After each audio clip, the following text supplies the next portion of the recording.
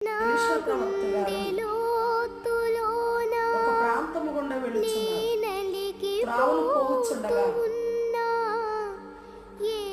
చిన్న పిల్లలు అనగా బాలురు బోడివాడ బోడివాడ అని వెంట పడుతూ ఎక్కిరిస్తున్నారు.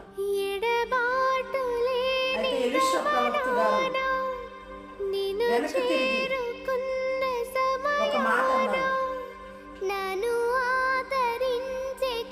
వాళ్ళని శపించగానే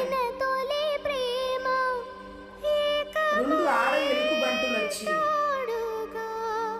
30 మంది బాలులను 2 ఆడ ఎలుగుబంటులు వచ్చి చీల్చి అక్కడికక్కడే చంపేసి. ప్రియమైన సహోదరి సహోదరులారా, చిన్న వయసు కలిగిన